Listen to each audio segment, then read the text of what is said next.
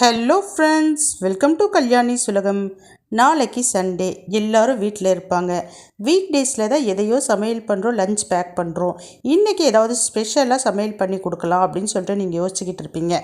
கரெக்டாக யோசிக்காதீங்க, கவலையை விடுங்க. உங்களுக்காகவே ஒரு சூப்பரான சிம்பிளாக குயிக்காக முடிக்கிற மாதிரி ஒரு நான்வெஜ் லஞ்ச் மெனு தாங்க ப்ரிப்பேர் பண்ணி காமிக்க போகிறேன். நீங்கள் நாளைக்கு இந்த லஞ்ச் மெனுவை அப்படியே ஃபாலோ பண்ணிக்கலாம். வாங்க இப்போ செய்ய ஸ்டார்ட் பண்ணலாம். அதுக்கு முன்னாடி நம்ம சேனலை இன்னும் சப்ஸ்கிரைப் பண்ணலைன்னா சப்ஸ்கிரைப் பண்ணிக்கிங்க. கூடவே இருக்கக்கூடிய பெல் ஐக்கானை ப்ரெஸ் பண்ணி அதில் ஆல் ஆப்ஷனை கிளிக் பண்ணிக்கிங்க. மறக்காமல் லைக் அண்ட் ஷேர் பண்ணி நம்ம சேனலுக்கு சப்போர்ட் பண்ணுங்கள். இப்போ வாங்க செய்ய ஸ்டார்ட் பண்ணலாம். ஒரு சைடு ஒலை போட்டிருக்கேங்க. கொஞ்சமாக அரிசி எடுத்ததுனால அப்படியே கழுவி 10 நிமிஷம் ஊற வச்சு ஸ்டவ் ஆன் பண்ணி வச்சுருக்கிறேன். இந்த சைடு பார்த்திங்கன்னா சட்டி வச்சுருக்கேங்க. இப்போ நான் மட்டன் குழம்பு தான் வைக்க போகிறேன். முதல்ல குழம்புக்கு அரைச்சி ஊற்றக்கூடிய பொருளை நம்ம வறுத்து எடுத்துக்கலாம். கொஞ்சமாக கசகசா சேர்த்துருக்கேன், மிளகு சேர்த்துருக்கேன், சீரகம் சேர்த்துருக்கேன், சோம்பு சேர்த்துருக்கேன். இதை எல்லாத்தையும் நல்லா வறுத்துக்கலாம். அந்த கசகசா பார்த்திங்கன்னா நல்லா பொரிஞ்சு வரணும். நல்லா படபடப்படன்னு சவுண்டு கேட்கும். அப்படி வந்த உடனே வேறு தட்டுக்கு மாற்றி ஆற விட்டுக்கலாம். இப்போ சட்டியில் எண்ணெய் விட்டுக்கிறேன், கடுகு பொரிய விட்டுக்கிறேன், சோம்பு பொரிய விட்டுக்கிறேன். கூடவே தேவையான வாசனை பொருட்கள் எல்லாமே சேர்த்துக்கிறேன். வெங்காயம் சேர்த்துக்கிறேன். 2 வெங்காயத்தை கட் பண்ணி வச்சுருக்கிறேங்க, சேர்த்துக்கிட்டேன். இது கூடவே கொஞ்சமாக கறிவேப்பிலை சேர்த்துக்கிறேன். இப்போ நல்லா நம்ம வதக்கிக்கலாம். வெங்காயம் பார்த்திங்கன்னா ஓரளவு வதங்கி வரணும். இப்போ நான் காட்டுறேன் எந்த அளவுக்கு வதங்கணும்னு பார்த்துக்குங்க. இந்த அளவுக்கு வதங்கினா கரெக்டாக இருக்கும். இப்போ இஞ்சி பூண்டு பேஸ்ட்டு சேர்த்துக்கலாம். ஒரு 1.5 ஸ்பூன் அளவுக்கு இஞ்சி பூண்டு பேஸ்ட்டு சேர்த்துக்கிறேன். இஞ்சி பூண்டு பேஸ்ட்டு சேர்த்த பிறகு நல்லா வதக்கிக்கலாம். எண்ணெயிலேயே வதக்கிக்குங்க. அதனுடைய பச்சை வாசனை ஓரளவு போனால் போதுமானதாக இருக்கும். இப்போ தக்காளி சேர்த்துக்கிறேன். 2 தக்காளியை சேர்த்துக்கிறேங்க. நல்லா பழுத்த தக்காளியாக பார்த்து சேர்த்துக்குங்க. தக்காளியும் நல்லா நம்ம வதக்கிக்க போகிறோம். எப்பவுமே தக்காளி சேர்த்த உடனே நான் உப்பு சேர்த்துப்பேன். இன்றைக்கி நான் சேர்க்க போகிறது இல்லை. ஏன்னா மட்டனை பார்த்திங்கன்னா அப்படியே சட்டிலேயே நான் வேக வைக்க போகிறேன். அதனால் ஃபஸ்ட்டு மட்டன் போட்டு நல்லா வதக்கிட்டு அதுக்கப்புறமேட்டு உப்பு சேர்த்துக்கலாம். இப்போ மட்டனை பார்த்திங்கன்னா நல்லா வாஷ் பண்ணி வச்சுருக்கேன். மட்டன் சேர்த்துக்கலாம். ஒரு 350 கிராம் மட்டன் எடுத்துகிட்டு வந்திருக்கோங்க. இந்த மட்டனை நல்லா அலசிட்டு இப்போ நான் சட்டியில் சேர்த்துக்கிட்டேன். நல்லா வதக்கிக்கலாம். ஏன்னா நம்ம குக்கரில் வச்சு வேக வைக்க போகிறது கிடையாது. முழுக்க இந்த சட்டிலேயே தான் நான் பார்த்திங்கன்னா வேக வச்சு குழம்பு வைக்க போகிறேன். எவ்வளோ நேரம் ஆகுது அப்படின்னு சொல்லிட்டு பார்க்கலாம் பாருங்கள். நல்லா வதக்கிக்கிங்க. சட்டிலேயே வச்சு நல்லா வதக்கிக்கிங்க. ஒரு 10 நிமிஷத்துக்கு மேலே ஆகும். பொறுமையாக நல்லா வதக்கிக்கலாம். பாருங்கள், இப்போ ஓரளவு வதங்கிடுச்சு. இப்போ நான் இதில் ஒரே ஒரு முருங்கைக்காய் சேர்த்துக்கிறேன். முருங்கைக்காய் சேர்த்து வைக்கிறப்ப மட்டன் குழம்பு ரொம்ப சூப்பராக இருக்கும்.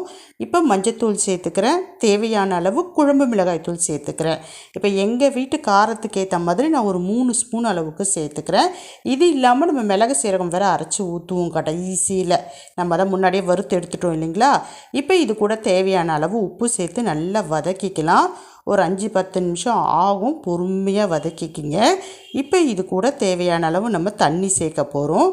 எப்பவுமே வைக்கிற தண்ணியை விட கொஞ்சம் கூடுதலாக வச்சுக்கிங்க. ஏன்னா நம்ம மட்டன் பார்த்திங்கன்னா சட்டிலேயே தான் வேக வைக்க போகிறேன்னு முன்னாடியே நான் சொல்லிட்டேன். அதனால் கொஞ்சம் டைம் எடுக்கும். நல்லா பார்த்திங்கன்னா தண்ணி சேர்த்துக்குங்க. கரெக்டாக இருக்கும் வெந்து வரப்போ. இப்போ நல்லா மிக்ஸ் பண்ணிக்கிங்க.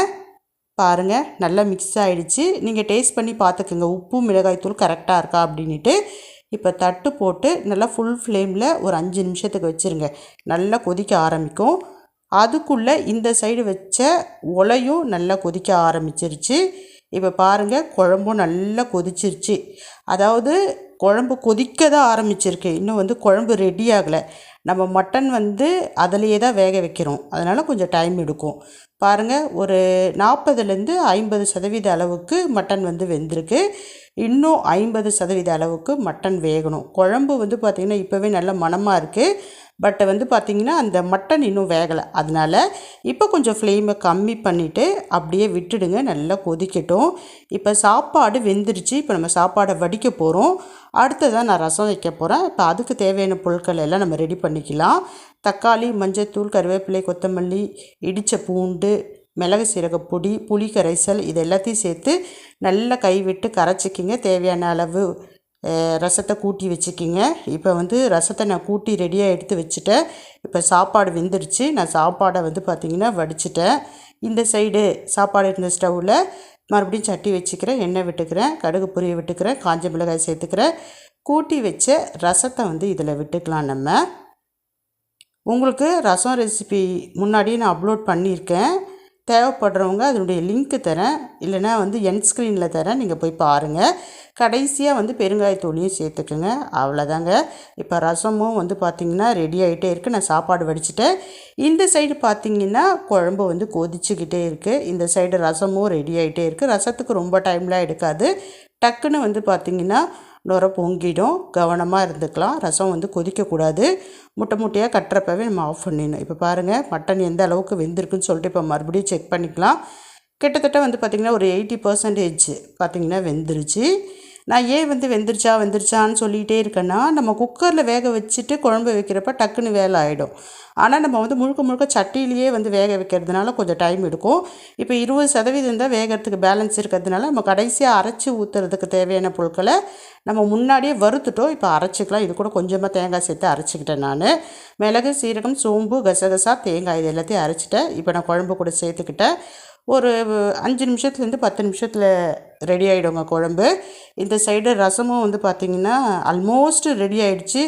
இப்போ லைட்டாக அதை பார்த்திங்கன்னா பொங்கி மாதிரி வரப்போ நம்ம ஆஃப் பண்ணிடலாம்.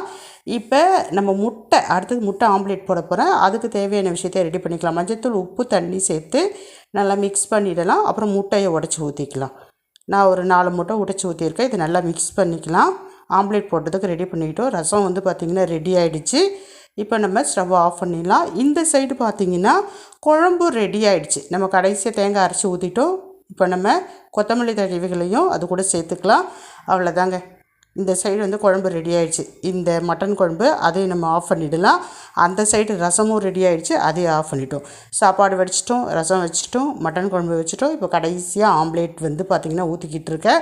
ஆம்லேட்டும் பார்த்திங்கன்னா ரொம்ப டைம் எடுக்காது. டக்குன்னு பார்த்திங்கன்னா ரெடி பண்ணிடலாம். அவ்வளோதான். ஆம்லேட்டில் பார்த்திங்கன்னா ஊற்றிட்டு எண்ணெய் ஊற்றிட்டு மேலே பார்த்திங்கன்னா பெப்பர் தூவிக்கிங்க. அவ்வளோதான். சூப்பரான ஆம்லேட் ரெடி ஆகிடுச்சு. திருப்பி போட்டுக்கலாம்.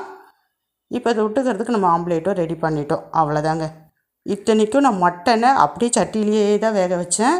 சூப்பராக ஒரு 3/4 மணி நேரத்தில் பார்த்திங்கன்னா இந்த சமையல் எல்லாத்தையும் செஞ்சு முடித்தாச்சு. நீங்களும் இதே மாதிரி டைமை கால்குலேட் பண்ணி கரெக்டாக ஈஸியாக நீங்கள் முன்னாடி பிளான் பண்ணி செஞ்சிங்கன்னா சண்டேலேயும் நம்ம ஃப்ரீயாக இருக்கலாம். வீட்டில் இருக்கிறவங்க கூடயும் நம்மளால் டைம் ஸ்பெண்ட் பண்ண முடியும். நான்வெஜ் சமையல் பண்ண மாதிரியும் இருக்கும், ஸ்பெஷலான சமையலாகவும் இருக்கும். கண்டிப்பாக இந்த மாதிரி ட்ரை பண்ணி பாருங்கள். உங்களுக்கு ரொம்பவே பிடிக்கும். இந்த லஞ்ச் காம்போ எத்தனை பேருக்கு பிடிச்சிருக்கு அப்படின்றத மறக்காமல் கமெண்ட் செக்ஷனில் சொல்லுங்கள். என்னோடய வீடியோஸ்லாம் பிடிச்சிருக்குங்கன்னா சப்ஸ்கிரைப் பண்ணிக்கிங்க. மறக்காமல் உங்கள் ஃப்ரெண்ட்ஸ் அண்ட் ஃபேமிலிக்கு ஷேர் பண்ணி எனக்கு சப்போர்ட் பண்ணுங்கள். சூப்பரான மட்டன் குழம்பு ரெடி, முட்டை ஆம்லேட் ரெடி, கூடவே மணக்க ரசமும் ரெடி. இந்த காம்போ எனக்கு ரொம்ப ரொம்ப பிடிக்கும். உங்களுக்கு பிடிச்சிருக்கா இல்லையா, இல்லை ரொம்ப பழைய காம்போ தானா இது அப்படின்றத மறக்காமல் கமெண்ட் செக்ஷனில் சொல்லுங்கள். பாய்.